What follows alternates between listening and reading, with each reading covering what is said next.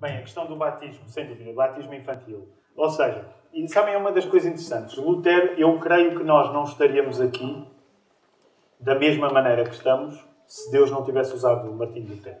O que não significa que todos aqueles que beneficiam de Lutero defendem todas as posições que ele defendia. Aliás, eu acho que a melhor maneira de honrar Lutero é saber divergir de Lutero. Lutero era um homem e cometeu bastante erros. No caso do batismo, de facto, só para termos uma ideia, sabem quantos sacramentos a Igreja Católica tem? São 7. Não vos vou pedir para dizer, também não sei de cor, mas são 7. Lutero, e aqui é importante percebermos a revolução que acontece na vida de Lutero. O que Lutero entendeu é que, de certo modo, deixa-me usar a linguagem de sacramento ainda, o sacramento dos sacramentos era a pregação. Porquê? Porque Lutero chega à conclusão que se a palavra não for pregada, não há a presença de Cristo que nos valha. Portanto, imaginem, se a palavra não for pregada, se uma igreja está reunida e tem toda a sofisticação dos sacramentos, mas se a palavra não for pregada, não há conhecimento real de Cristo. Mesmo que se acredite que é possível comer o próprio corpo de Cristo. E já vamos a essa questão. Mas, portanto, a partir do momento em que Lutero entendeu eu só posso conhecer Cristo através da palavra, tudo foi reformulado. Agora, nem todas as reformulações de Lutero correspondem às nossas hoje. Lutero e a tradição reformada, e só para também explicar, eu teologicamente considero-me de tradição reformada, portanto, com toda a tradição que veio depois de Lutero, que envolveu Calvino e outros homens, mas a questão do batismo, ela é equivalida a uma espécie de continuação, mais na tradição reformada. No fundo, o batismo ganha uma analogia com a circuncisão.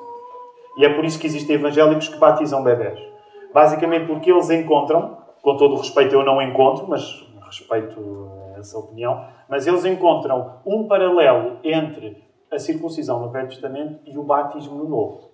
Então, como encontram este paralelo, batizam as suas crianças como um sinal de colocar as crianças no povo da aliança. Ora, Lutero, apesar de não ter sido reformado nesse sentido, ele manteve a convicção de que o batismo era uma parte fundamental do processo da pessoa se vir a salvar. Ironicamente, nós que fomos influenciados por Lutero, tirámos conclusões mais radicais que ele não tirou. E é isso que explica que ele tenha permanecido com o batismo infantil. A Igreja Luterana tem o batismo infantil, outras igrejas reformadas mantêm o batismo infantil. Só em relação ainda à questão da transubstanciação. Lutero ficou a meio caminho, como tu disseste bem. Portanto, ele não ficou com a transubstanciação, ele rejeitou essa ideia. Aliás, um dos livros mais vorazes de Lutero é do Cativeiro Babilónico da Igreja, de 1520, creio eu. É um dos livros que é mencionado no livro. E Lutero tem palavras bastante rijas e agressivas em relação à transubstanciação. Ele não acredita na transubstanciação. Mas ele fica a meio caminho na chamada consubstanciação. O que é que ele acredita? Ele acredita que Jesus Cristo está fisicamente presente no pão e na ceia, no pão e no vinho. Mas que o pão continua a ser pão e que o vinho continua a ser vinho. Agora vocês podem dizer, são questões metafísicas sem grande importância. Elas acabam por ter muita importância. Porque a Igreja Católica, na transubstanciação, acredita que o pão, naquele momento, neste caso a hóstia, deixou de ser pão. Acredita que o vinho, naquele momento, deixou de ser vinho. Portanto, aquilo passou a ser uma entidade completamente, num certo sentido, debaixo de uma ação sobrenatural. Os luteranos não vão aí, ficam a meio. A tradição que será dos irmãos, dos batistas e reformada, é acreditando que Jesus Cristo está presente, ele está espiritualmente presente. Ele não está fisicamente presente na substância do pão, na substância do vinho, mas ele está presente através do seu espírito. Lutero, vamos dizer assim, ficou meio caminho. Só uma palavra para terminar em relação a esta questão. É preciso entender uma coisa que não é fácil entender. Se nós entendermos a vida de Lutero, Lutero esteve no meio de uma grande tempestade. Ou seja, as coisas mudaram muito rapidamente num espaço relativamente curto de tempo. E Lutero, sem dúvida, foi o homem no meio, no olho do furacão. Portanto, é espantoso como é que uma pessoa que fez frente ao Papa, e repara, para nós é difícil ter... Hoje a pessoa pode dizer, eu gosto do Papa, ou eu não gosto do Papa. Há 500 anos, a pessoa estar contra o Papa era estar contra a República, era estar contra a ONU, era estar contra o FMI, era estar contra tudo. E a prova que assim é que a partir do momento em que alguns príncipes alemães seguem Lutero, isso significou uma quebra política, religiosa, com o centro da cristandade que era Roma. Portanto, no meio desta agitação toda, Lutero, vamos dizer, ele também não teve uma vida muito tranquila para poder, às vezes, se calhar, chegar às conclusões que nós acharíamos que ele deveria chegar. Agora, também deixem-me ser honesto. Se fosse eu no lugar de Lutero, eu acho que, bem, para já não teria sido capaz de nada das coisas boas que ele fez e só teria sido capaz de fazer coisas piores ainda. Portanto, tendo em conta o contexto, apesar de nós não assinarmos em baixo de todas as ideias de Lutero, ainda assim é apreciável a vida dele, o impacto que a vida dele tem.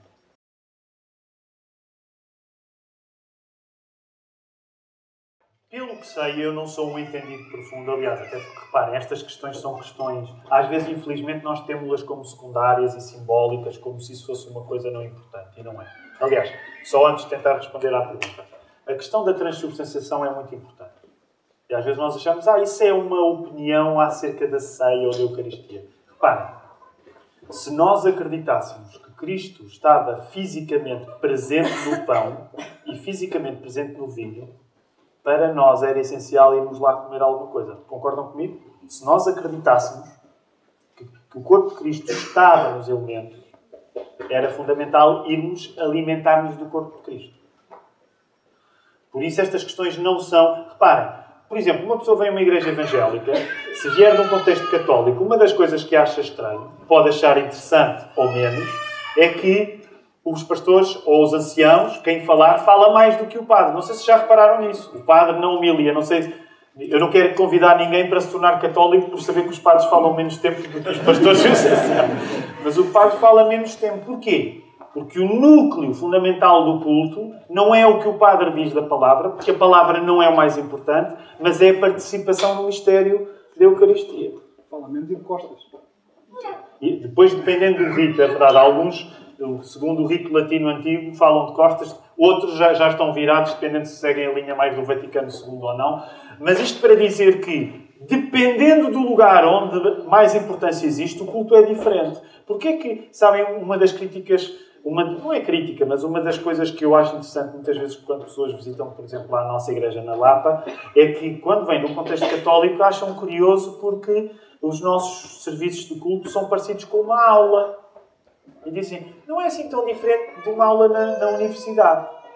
E sabem, de certo modo, essas pessoas têm razão. Porquê? Porque a partir do momento em que se chegou à conclusão que a presença mais real de Cristo não é a do pão e a do vinho, não desvalorizando a importância do pão e do vinho, mas é da palavra, é normal que o ponto alto do culto seja a partilha da palavra. É por isso que a partilha da palavra leva mais tempo. É por isso que a partilha da palavra tem uma certa importância. É por isso que, a partir do momento em que a reforma protestante foi alastrando na Europa, o que é que aconteceu com as igrejas que se tornavam protestantes? Elas tiravam aquela mobília toda dos santos.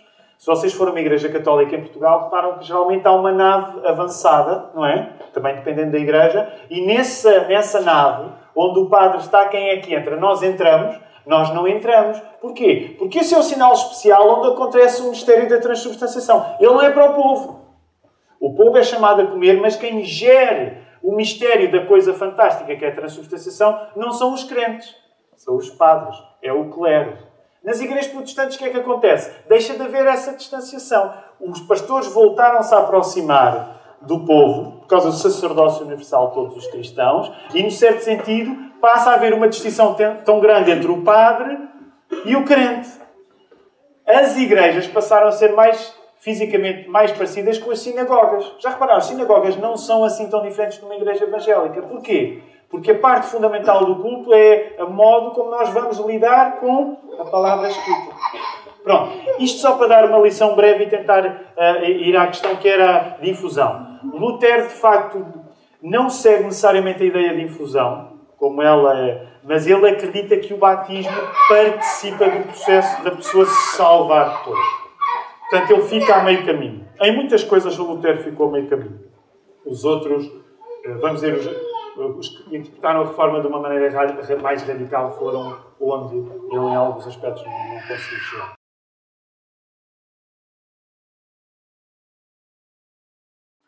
Eu creio que sim. Eu creio que e eu sei que estou a simplificar muito, mas eu creio que para os cristãos evangélicos uma das frentes mais importantes para lutar nos nossos dias é uma frente impopular, mas é a frente antropológica. É de facto nós dizermos que sem Cristo nós estamos condenados. Eu agora vou simplificar muito. Mas reparem, se de facto nós não acreditarmos que as pessoas estão condenadas ao inferno, para que é que vamos estar preocupados? Estão preocupados por causa do quê? Vive e deixa viver. Não é? Se não estiver em causa nenhuma condenação das pessoas pelo mal que elas praticam e têm, para que é que elas precisam de Jesus? Aliás, já pensaram que uma boa parte das vezes as pessoas não ficam acesas pelo vosso testemunho porque elas sentem, ok, tu és evangélico, não é? Vão dizer aquela frase pós-moderna que é, funciona para ti, ótimo. Mas isso não precisam mais porquê? Porque, de facto, elas, quando se olham ao espelho, elas não se sentem a caminho do inferno. E eu sei que estou a colocar as coisas de uma maneira impopular. As pessoas que se sentem condenadas, acreditem que elas vão procurar salvação. As pessoas que se olham e que não se sentam em mal, elas não precisam de Salvador. Reparem, um dos problemas é que mesmo no cristianismo evangélico, às vezes há uma maneira de apresentar Jesus que se torna mais terapêutica, que é vem à igreja porque te sentes bem, o tempo é bom, ganhas um bom grupo de amigos. E eu não estou a dizer que essas coisas são más, mas elas não são as fundamentais da salvação. Há muitas pessoas que podem ser atraídas a uma igreja evangélica ou a outro lugar qualquer, não tanto porque acreditam que precisam de ser salvas, mas porque ganham um novo grupo de amigos, ganham pessoas que gostam delas, ganham um novo sentido de propósito. Por isso é que há tantas igrejas evangélicas que hoje falam de Jesus, mas não falam no inferno. Falam de Jesus, mas não falam no pecado. Agora, o que eu creio... Reparem, eu não estou a sugerir, para já muitos de vós têm mais experiência do que eu e estão em condições de dar conselhos mais experimentados que o meu. Eu não estou a dizer com isto que nós devemos ser como aquela igreja americana, Westboro Baptist Church. Não sei se já viram na internet uma igreja que tem uns cartazes que diz que Deus odeia os gays e que vai para funerais de soldados. Não sei se já ouviram alguma coisa na internet. E é uma igreja de gente louca, obviamente. É uma igreja de gente louca porque é uma igreja que não respeita o sofrimento dos outros em funerais e coisas para estar a passar uma mensagem que é quase daqueles crentes que parece que só são crentes porque gostam de falar no inferno. Ok? E às vezes há crentes que parece que só são crentes porque gostam de ter toda a gente dentro do inferno. Ora, o que nós encontramos no Evangelho não é uma vontade de Deus colocar pessoas no inferno. É uma vontade de Deus de salvar pessoas. Mas como o inferno é uma realidade... É por isso que Jesus é fundamental. Portanto, sempre que nós começamos a açucarar as coisas, em último grau, nós não estamos a ser sérios para com as pessoas. Nós não estamos a ser sérios com uma convicção que deve mudar a nossa vida. E dando um exemplo pessoal. E eu, claro, e permitam-me, ao partilhar este exemplo, eu sei que por um lado a vida para mim é mais fácil porque eu sou pastor. Ou seja, quando as pessoas vêm ter comigo, se não tiverem a fé que eu tenho, elas, como sabem que eu sou pastor, já me dão um desconto. Não é? É como se vocês estiverem com alguém... bem, não interessa, eu estava a pensar no exemplo parvo. Se vocês estão com um pastor e não são crentes e ele é pastor, portanto já estão à espera que ele possa dizer coisas típicas de pastor. Então, uma das coisas que eu ouço e que as pessoas provavelmente acham que é por eu tipicamente ser pastor é que elas dizem: epá, já me estás a tentar converter. Não me tentes converter. Se calhar vocês já ouviram isto também quando não testemunho. Não me tentes converter. E a maneira que eu tenho, onde vocês não precisam ter a mesma maneira que eu tenho para responder, mas a maneira com que eu respondo é: no dia em que eu não quiser converter-te, é sinal que não gosto nem da fé que tenho, nem de ti. Porque no dia em que eu não te quiser converter, é sinal que eu não acredito assim tanto no cristianismo que digo ter, e é sinal que tu tens tão pouco valor para mim que, acreditando eu que tu sem Jesus te perdes, não me importo com isso. Agora, eu sei que esta lógica pode ser um pouco exigente, mas se nós acreditamos mesmo que a pessoa sem Jesus está condenada, e eu acredito nisto, eu vou tratar todas as pessoas de quem eu gosto e que não acreditam em Jesus, eu vou chateá-las o resto da vida para elas se converterem. Eu não vou dar uma de evangélico civilizado. Eu vou ser mesmo chato. Eu quero ser chato, porque é a alma daquela pessoa que eu amo que está em causa. Talvez seja mais fácil para mim que sou pastor, mas eu acho que esta é uma necessidade que nós todos precisamos assumir.